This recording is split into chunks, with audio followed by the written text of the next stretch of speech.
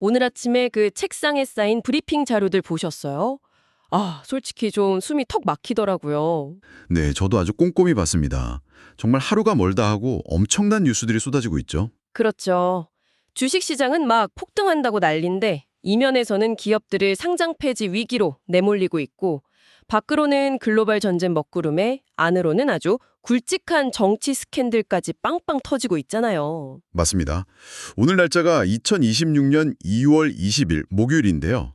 당장 오늘이나 내일 고객과의 중요한 미팅을 앞두고 계신 보험 영업인 여러분 입장에서는 이 복잡한 퍼즐 조각들을 도대체 어떻게 맞춰서 설명해야 할지 참 막막하실 것 같습니다. 그러니까요. 그래서 저희가 준비했습니다. 쏟아지는 정보의 홍수 속에서 여러분의 든든한 나침반이 되어드리는 오늘의 인사이트 다이브 지금 바로 시작하겠습니다. 네, 반갑습니다. 방대한 정치, 경제, 사회, 국제 뉴스 속에서 고객의 소중한 자산과 위험을 관리해줄 핵심만 쏙쏙 뽑아드릴 텐데요. 자, 이걸 하나씩 좀 풀어보죠. 오늘 다룰 자료가 꽤 묵직합니다만 저희가 아주 완벽하게 소화해보겠습니다. 네, 오늘 우리가 할 일은 단순히 어제 오늘 일어난 뉴스 기사를 앵무새처럼 나열하는 게 절대 아닙니다. 그렇죠. 그렇게 하면 아무 의미가 없잖아요. 맞습니다. 겉보기엔 전혀 상관없어 보이는 주식시장의 출렁임, 또 지구 반대편의 지정학적 위기, 심지어 강북 모텔에서 일어난 범죄 사건 하나하나가 어떻게 고객의 지갑 상황과 일상의 불안으로 연결되는지를 봐야 합니다. 그리고 궁극적으로 연금이나 건강보험, 화재보험 같은 우리 상품의 니즈와 어떻게 맞닿아 있는지 그게 제일 중요하죠. 정확합니다. 즉 그 이면에 왜 중요한가? 다시 말해 그 Y를 집중적으로 분석해보는 것이 오늘 우리의 핵심 미션입니다. 바로 그 지점입니다. 우리 청취자분들이 고객 앞에서는 단순한 정보 전달자가 아니라 거시적인 흐름을 읽고 개인의 삶에 딱 적용해주는 전략가가 되셔야 하니까요. 네, 그럼 가장 먼저 시선이 가는 시장 이야기부터 좀 해볼까요? 좋습니다. 보통 미국 증시가 기침을 하면 한국 증시는 독감을 앓는다고들 하잖아요. 아주 오랜 증시 격언이죠. 네. 그런데 이번엔 상황이 완전히 반대란 말이죠. 설 연휴 이후에 국내 증시 분위기가 그야말로 폭발적입니다. 네, 코스피가 무려 5,677.25를 기록하면서 5,600선을 아주 가볍게 돌파했고요. 코스닥도 1160.71로 크게 올랐습니다. 삼성전자를 비롯한 반도체 기업들 그리고 증권주가 시장을 멱살 잡고 끌어올리고 있는데 다음 주 엔비디아 실적 발표 기대감까지 겹치면서 시장이 아주 뜨겁습니다. 반면에 뉴욕 증시는 다우가 49,395.20, 그리고 나스닥이 22,682.70으로 일제히 하락 마감했습니다. 그래서 이게 다 무슨 의미일까요? 국내 증시만 이렇게 독자적으로 날아가는 배경을 우리가 어떻게 해석해야 합니까? 여기서 아주 매력적인, 아니 좀 주의 깊게 봐야 할 부분은요. 화려한 지수 상승이라는 훈풍 이면에서 아주 매서운 칼바람이 불고 있다는 사실입니다. 칼바람이요? 지수가 이렇게 좋은데요? 네. 겉으로는 반도체 중심의 대형주들이 지수를 끌어올리고 있지만 정부의 정책적인 구조조정이 동시에 진행되고 있거든요. 그 코스닥 3천 달성 목표 그거 말씀이시군요. 맞습니다. 정부가 다산다사, 즉 많이 상장시키고 또 신속하게 부실 기업을 퇴출시키는 개혁안을 내놓았습니다. 당장 오는 7월부터 주가가 1,000원 미만인 이른바 동전주에 대한 상장 퇴지 요건이 신설됩니다. 시가총액 기준도 상향된다고 하던데 그럼 퇴출 문턱이 확 높아지는 거잖아요. 그러니까요. 이로 인해서 무려 150개에서 220개에 달하는 기업이 정리 대상으로 거론되고 있습니다. 와, 200개가 넘는 기업이 당장 올 여름에 상장 폐지 위기에 처할 수 있다는 거네요? 네, 엄청난 숫자죠. 청취자 여러분, 바로 이 지점이 우리가 고객을 만날 때 던져야 할 핵심 화두입니다. 시장 전체가 연일 최고치를 경신한다고 해서 그냥 박수치고 안심할 때가 아니라는 거죠. 그렇습니다.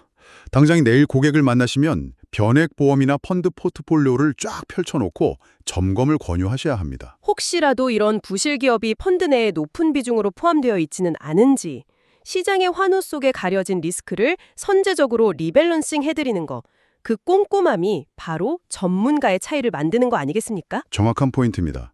그리고 앞서 제기하셨던 미국 증시의 하락 이유도 깊이 들여다봐야 하는데요. 이게 단순히 단기 조정을 받는 게 아니라 두 가지 거대한 리스크가 맞물려 있습니다. 두 가지요? 일단 첫 번째는 지정학적 리스크겠죠. 네, 트럼프 대통령이 이란을 향해서 15일이라는 대화 시한을 언급하면서 시장을 달래려 하긴 했어요. 하지만 실질적으로는 미국과 이란 간의 군사적 긴장이 고조되면서 불안감이 커진 거군요. 그렇죠. 하지만 두 번째 리스크가 시장에 아주 더 직접적인 타격을 줬는데요. 바로 사모 신용투자사인 블루아울의 환매 중단 사태입니다. 아, 블루아울 사태. 이게 되게 흥미로운 게 이 회사가 결국 AI 데이터 센터 투자의 핵심 파트너잖아요. 맞습니다. 비유하자면 AI라는 거대한 마차를 끌고 가는 핵심 자금줄 중 하나인데 여기서 돈이 묶여버렸다는 뜻 아닌가요? 비유가 아주 적절합니다. 시장은 이 사태를 AI 투자 유동성 경색을 알리는 탄광 속의 카나리아로 받아들이고 있습니다. 분조증이네요. 네, 막대한 자본이 들어가는 AI 인프라 구축에 돈줄이 마를 수 있다는 경고가 쏟아지면서 월가의 그 묻지마식 AI 투자 심리가 급격히 얼어붙은 것이죠. 화려한 기술 발전 뒤에는 결국 자본의 논리가 버티고 있는데 그 기초가 흔들리기 시작했다는 신호군요. 네, 맞습니다. AI 열풍의 뒷단에서 자금의 동맥경화가 시작됐을 수도 있다. 이건 고객들의 해외 주식 비중을 상담하실 때 반드시 짚어드려야 할 포인트네요. 자산 시장의 흐름을 짚는 김에 국내의 흥미로운 뉴스도 하나 더 살펴보죠. 아, 비트코인 회수 사건 말씀하시는 거죠? 네네. 광주지검이 피싱 사이트를 통해 탈취당했던 비트코인 320.8개를 6개월 만에 전량 회수했다는 생동감 넘치는 사건이 있었습니다. 320개면 규모가 상당한데요. 엄청나죠. 이게 금액으로 따지면 해킹 당시에는 약 317억 원 상당이었고요. 오늘 브리핑 자료에 나온 현재 시세, 그러니까 995만 원을 기준으로 하면 거의 318억 원에 육박합니다. 와, 그걸 다 회수했다고요? 네. 검찰이 이체된 지갑을 딱 특정해서 동결 조치해버리니까 환전 경로가 꽉 막혀버린 해킹범이 결국 자진 반환을 했다고 하더라고요. 자산의 디지털화가 가져온 아주 새로운 형태의 범죄. 그리고 또 그걸 쫓는 추적 시스템을 보여주는 상징적인 사건이네요. 맞아요. 세상 참 많이 변했습니다. 그런데 고객들의 포트폴리오를 상담하실 때요. 가상화폐 같은 디지털 자산만큼이나 유심히 보셔야 할 것이 바로 전통적인 실물 자산, 즉 부동산 정책의 변화입니다. 부동산 정책에도 뭐 새로운 움직임이 있나요? 네, 정부가 서울 역세권을 중심으로 공실상가나 오피스를 주거용으로 전환하는 비주택 리모델링 사업을 재추진한다는 발표가 있었습니다. 비주택 리모델링이요. 네, 규제를 합리화해서 단기간에 약 4,600 가구의 도심 임대주택을 확보한다는 구상이죠. 상가를 주거용으로 바꾼다. 이게 시사하는 바가 꽤 커 보이는데요. 은퇴자금으로 꼬마 빌딩이나 상가 투자를 고민하는 고객들에게는 시각을 완전히 바꿔야 하는 뉴스 아닐까요? 그렇습니다. 고객들의 부동산 투자 관심사가 기존의 공실 위험이 큰 상가나 오피스에서 청년 미 신혼부부 수요가 아주 확실한 도심 임대주택 쪽으로 이동할 수 있음을 강력히 암시하는 대목입니다. 아, 상권이 무너지는 역세권의 빈 상가를 매입해서 주거용 임대 수익을 노린다? 새로운 형태의 자산 배분 전략이 부상할 수 있겠네요. 네, 이런 정책적 흐름을 미리 읽고 자산의 재배치를 조언해 주시는 것이 훌륭한 재무 상담의 기초가 되는 거죠. 정말 주식부터 코인, 부동산까지 자산 시장의 지형도가 시시각각 변하고 있습니다. 그런데 이렇게 눈에 보이는 경제 지표보다 더 무서운 게 그 예측 불가능한 변수들이잖아요. 네, 그렇죠. 거시적 위험 관리 측면에서 국내외 지정학적 위기와 정치적 불확실성으로 화제를 좀 돌려보겠습니다. 사실 경제를 움직이는 가장 거대한 그 보이지 않는 손이 바로 정치와 지정학이죠. 맞습니다. 오늘 브리핑에서 단연코 가장 눈에 띄는 그야말로 역사적인 지각 변동에 관한 뉴스가 있습니다. 윤석열 전 대통령이 국헌 문란 목적의 내란 수괴 혐의로 1심에서 무기징역을 선고받았습니다. 네, 한국 현대사의 엄청난 변곡점이죠. 과거 검찰총장 시절에 사람에 충성하지 않는다는 발언 하나로 국민적 주목을 받아서 대통령 자리에까지 올랐던 인물이 결국 내란 수괴로 감옥에 갈 처지가 된 이 극적인 궤적이 참 많은 생각을 하게 만듭니다. 이런 중대한 이슈일수록 양측의 입장과 사회적 반응이 팽팽하게 엇갈리기 때문에 철저하게 객관적인 사실관계를 짚어보는 것이 중요합니다. 네, 재판부의 판단은 어땠나요? 재판부를 보면 내란 2인자로 지목된 김용현 전 장관에게는 징역 30년, 내란 설계자로 불린 노상원 전 사령관에게는 징역 18년 등 핵심 세력들에게 줄줄이 중형이 선고되었습니다.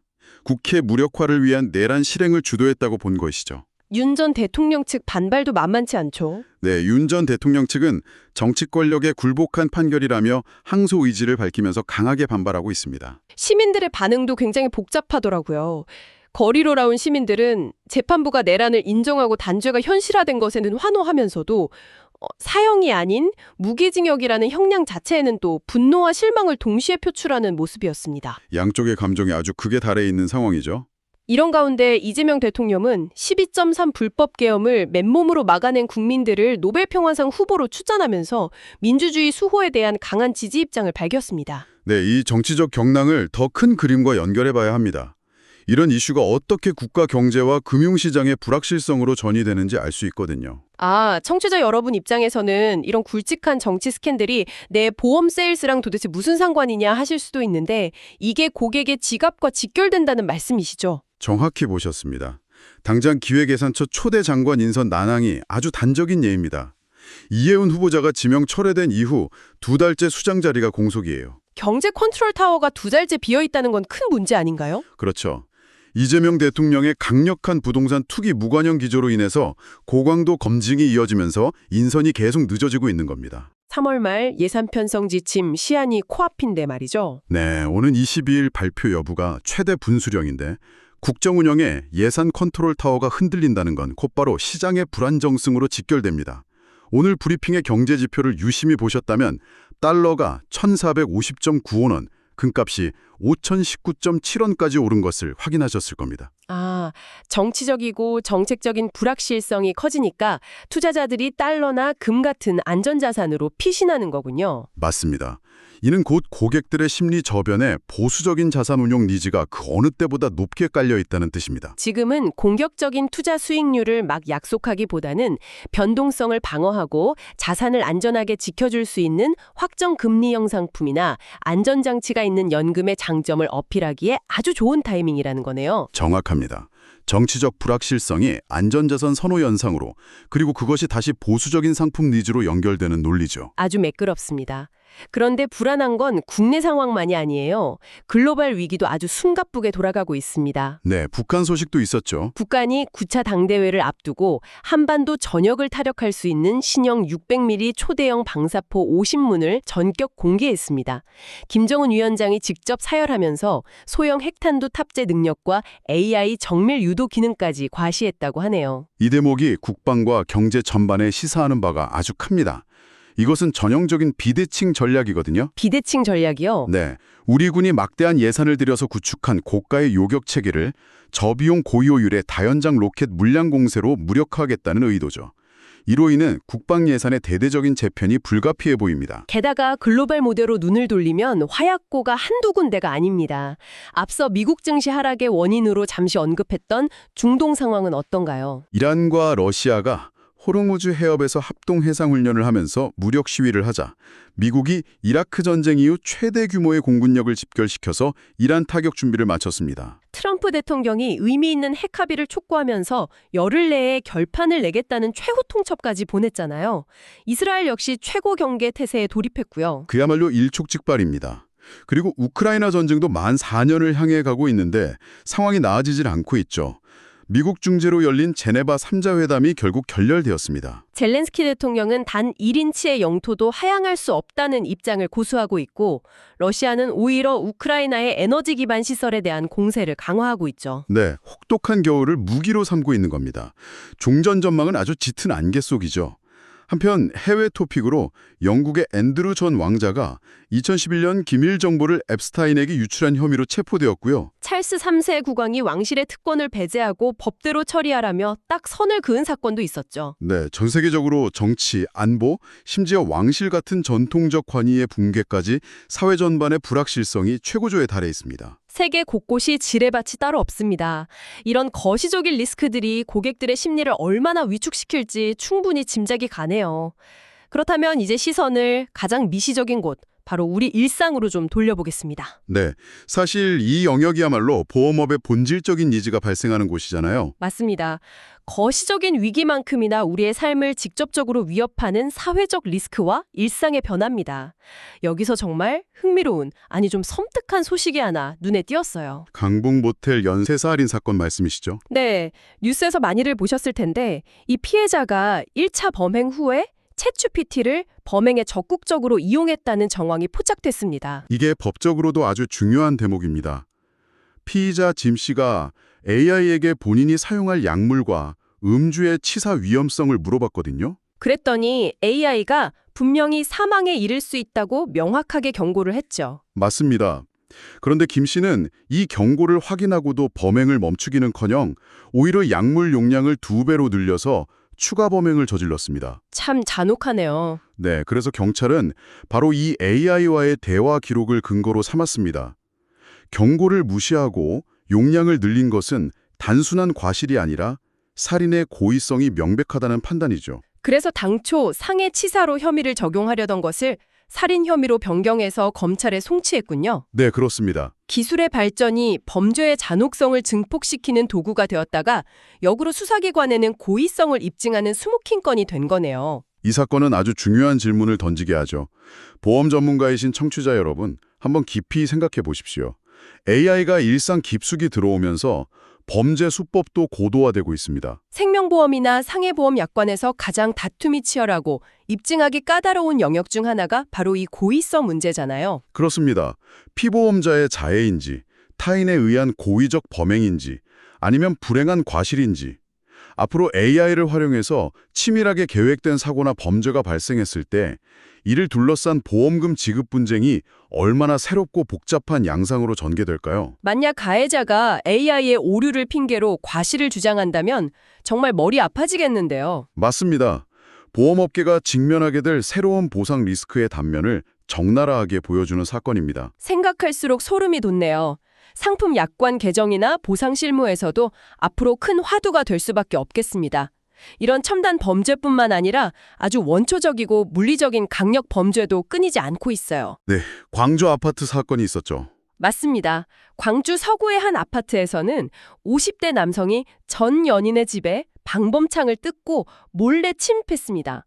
피해자들이 귀가할 때까지 집안에서 기다렸다가 흉기를 휘두르는 끔찍한 사건이 발생했죠. 흉기에 찔린 남성은 심정지 상태로 이송돼 위독한 상황이라고 합니다. 또 인천 강화군의 중증 장애인 시설 색동원에서는 전 시설장 김모 씨가 장애 여성들을 성폭행하고 학대해온 혐의로 구속됐습니다. 2008년 개소 이후 거쳐간 입소자 전원을 대상으로 전수조사 중이라니 숨겨진 피해자가 얼마나 더 나올지 겁이 날 정도입니다.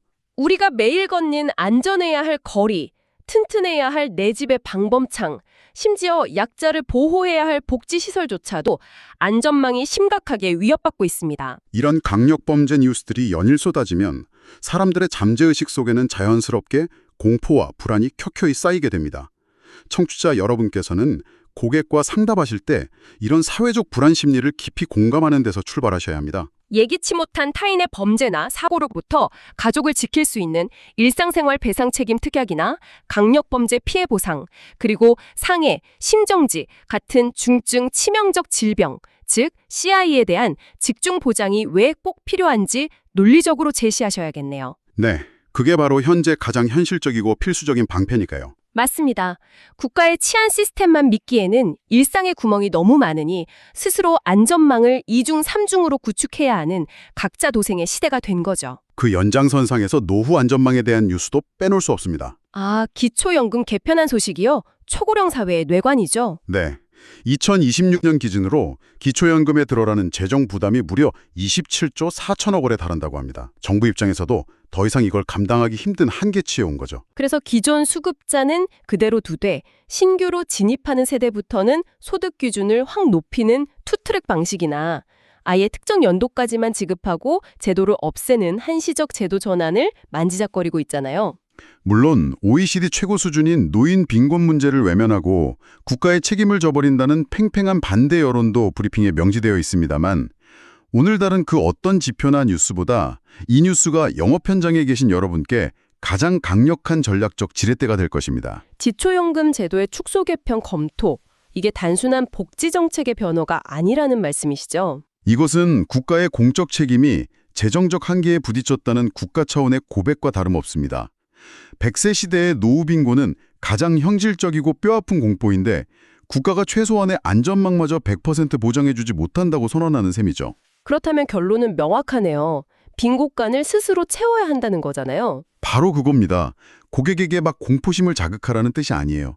국가의 안전망에 닿지 않는 사각지대가 점점 넓어지고 있다는 사실을 데이터와 뉴스로 담담하게 보여주라는 겁니다. 사적 연금과 보장성 보험으로 그 빈틈을 스스로 메워야 한다는 논리적 명분을 제공하는 거군요. 네, 고객의 현재 연금 준비 상태를 딱 진단하고 추가 납입이나 새로운 개인연금 상품의 필요성을 아주 설득력 있게 브리핑할 수 있는 완벽한 배경 지식이 마련된 겁니다. 얕은 세일즈 멘트가 아니라 시대의 흐름을 읽어주는 진정한 재무설계사의 면모를 보여줄 수 있는 대목이네요.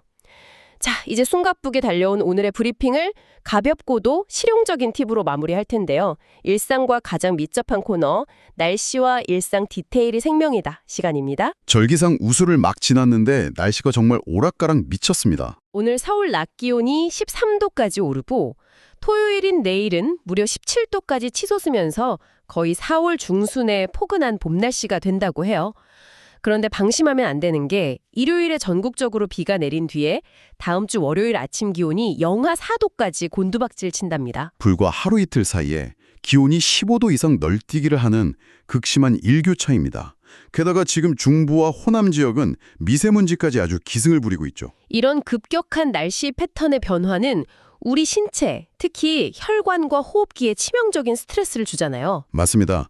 심혈관 및 호흡기 질환 발병률이 급격히 높아지는 가장 위험한 시기입니다.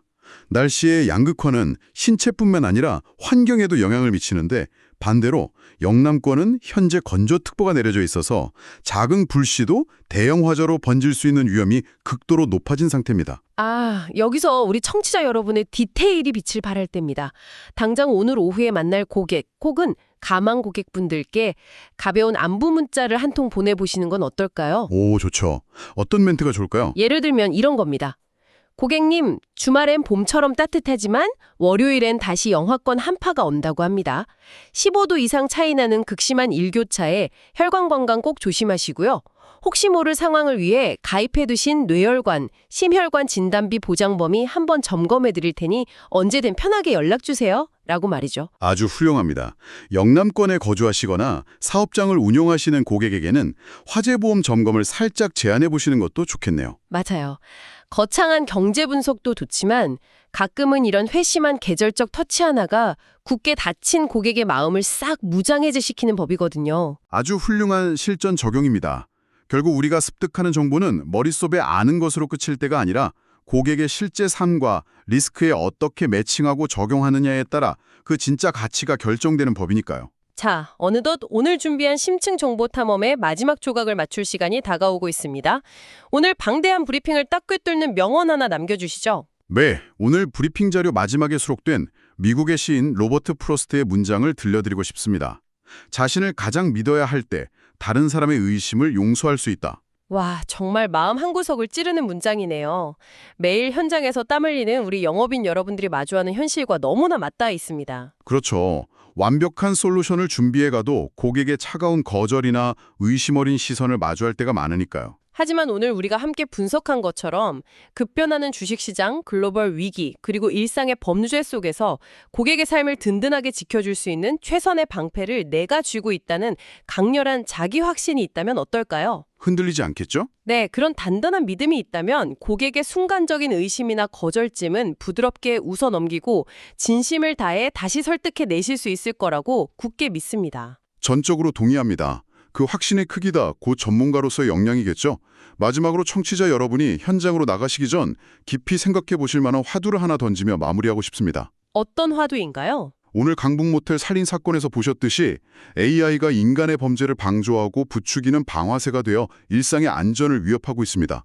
그런데 동시에 블루아울 사태에서 보듯 그 AI 기술을 지탱하는 거대한 투자의 유동성 경색이 글로벌 경제를 짓누르는 거시적 뇌관이 되고 있죠. 양면성이 있네요. 우리가 보험이라는 도구로 대비해야 할 리스크의 개념 자체를 어떻게 재정의하게 될까요? 고객의 생명과 자산 가치를 최전선에서 방어하시는 여러분이 먼저 이 역동적으로 변화하는 미래의 보장 지도를 누구보다 치열하게 상상하고 그려보시길 권해드립니다. 리스크의 개념 자체가 재정이 되는 시대. 정말 묵직하고도 가슴 뛰는 통찰입니다.